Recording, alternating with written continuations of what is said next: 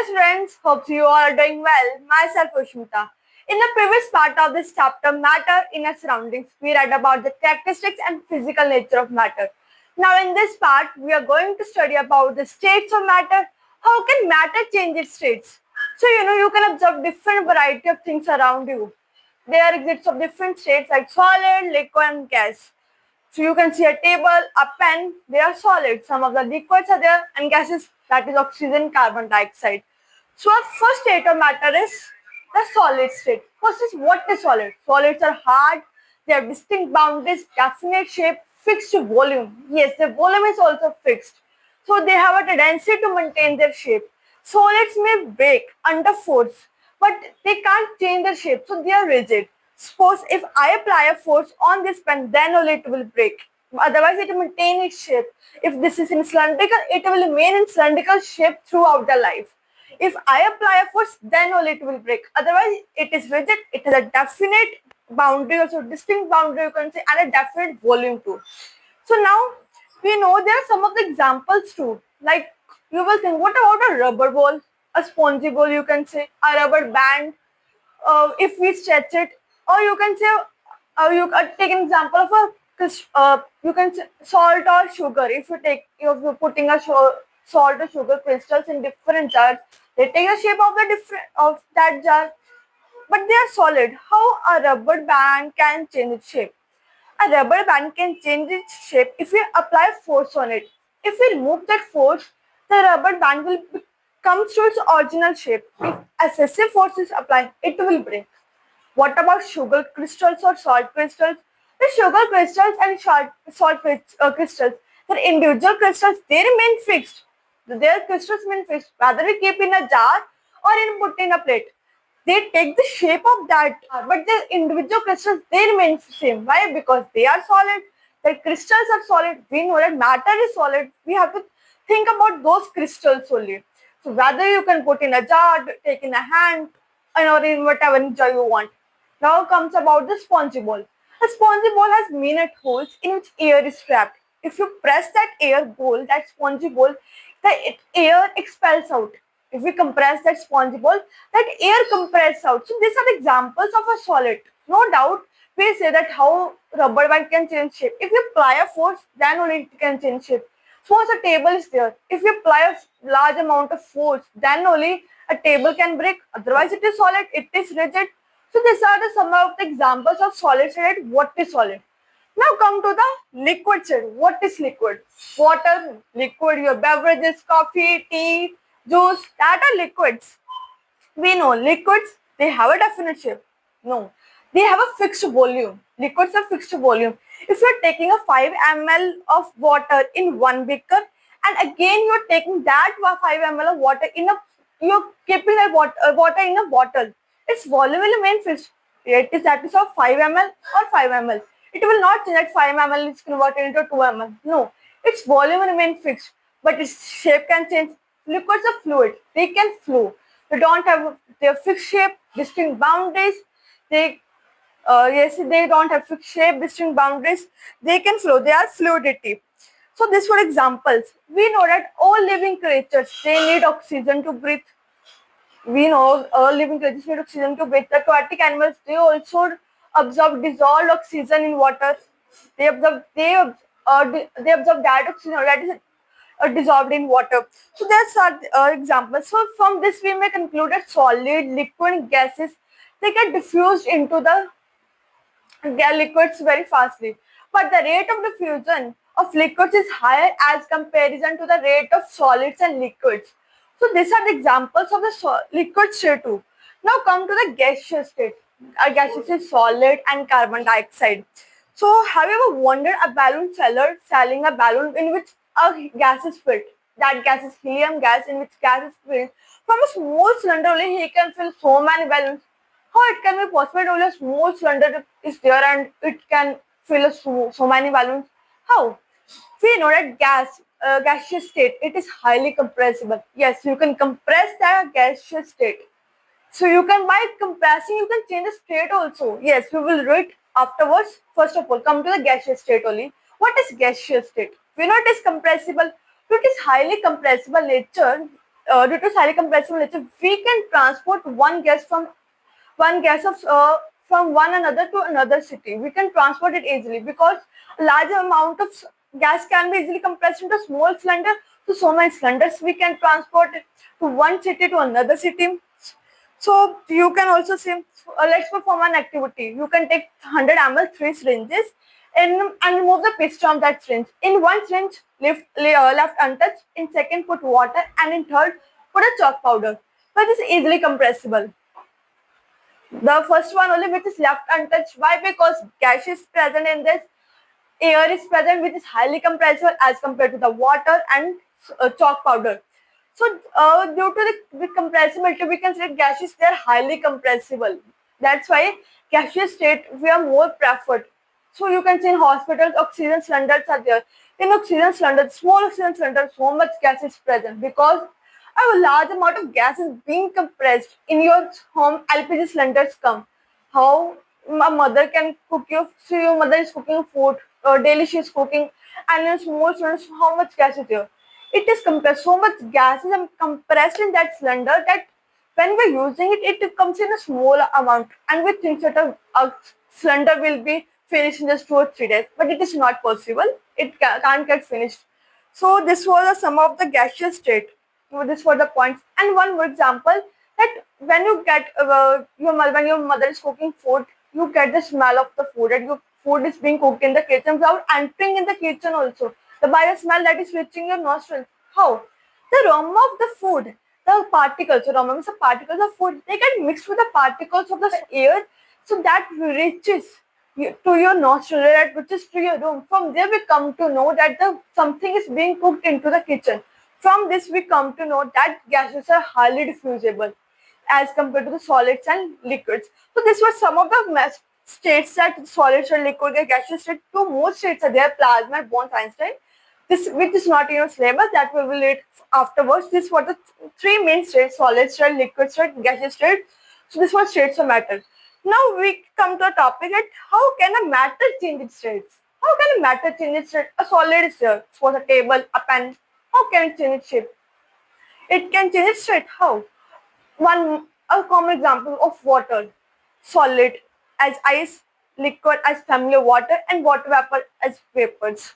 So how that can change its state? We know that if we apply a pressure by giving a temperature at 0 degrees Celsius, the water will come to solid state at 100 degrees Celsius. The water will become at its liquid state and it will turn into steam. So these were some of the facts that can change. Facts of first is change of temperature, second is effect of change of pressure. So first is effect of change of temperature. How can a temperature can change the state of matter? We know that if I turn the temperature at 0 degrees Celsius, water can be converted at a solid state. If I convert the temperature at 100 degrees Celsius, water will boil and it will be converted into steam. These are the facts that by the change in temperature, I can change the state of a matter too. So one more example I am going to give. You can take the perform one small activity that take 150 gram of ice in a beaker and put a laboratory thermometer. Make sure the bulb is in contact with the ice, otherwise it will not take the readings. Then note the solid, note the temperature at which the solid melts, and also note the temperature at which solid is being converted into liquid state. Note both the observations. What do you observe? You will observe the different temperatures, that at different temperature you will find a different state of matter, at different temperature you will find a different state of matter. Suppose at 0 degrees Celsius it is solid, at 100 degrees Celsius that is in a liquid state you will observe a water, or afterwards it will be converted into vapor state. So we will say that on increasing the temperature of solids, the kinetic energy of the particles will increase. Yes, the kinetic energy of the particles will increase. So due to the increasing kinetic energy, the particles, they will start vibrating with greater speed. So the particles will start vibrating with greater speed. So at that time, the particles will leave the fixed positions. Then only a state of change is being converted. Matter is converted to another state. When the particles leave their original position, the fixed position, to a new position, then only a matter changes state. Otherwise, it can't change its state. if you don't increase the temperature or if you don't apply a pressure. So these are some of the effects. So one more point, that is the important point, that is the minimum temperature at which a solid is being converted into a liquid at its atmospheric pressure, that is called melting point. So at the temperature, the minimum temperature solid is converted into liquid at its atmospheric pressure, that is called a melting point. So now comes to the one more point, that when a solid melts, its temperature remains same. Yes, when a solid melts, its temperature remains same. See, when solid melts to liquid, temperature is increased, then the solid is get changed into liquid. But when just solid melts, just a point where solid melts, temperature remains same. It doesn't increase or decrease. Why so? Why the temperature doesn't increase at that time? Because the heat, that is overall heat, that is used up in changing the force of attraction between a solid. I said that the particles, if the particles will leave the position, then only it will get converted. But to force the force of attraction, to we can say to remove the force of attraction between the particles, the force that take hold the temperature, hold the heat at that time. That's why when the solid just melts at that time, so temperature remains same. It remains fixed. It doesn't increase or decrease. So this were some of the points, and that heat is known as latent heat. Latent means hidden. We can't say, that's why it is known as latent heat or hidden heat, we can say. First of all, what is latent heat? The amount of heat energy that is required to change 1 kg of solid into liquid uh, at its atmospheric pressure, that is latent heat. Latent heat of fusion also we can say, that is latent heat. So we can infer that by this only we can change the state of matter. But some of the few examples are there that a solid is converted into gaseous without coming into liquid. Yes, a solid, it's being converted into gaseous but changing into liquid. How it can be possible?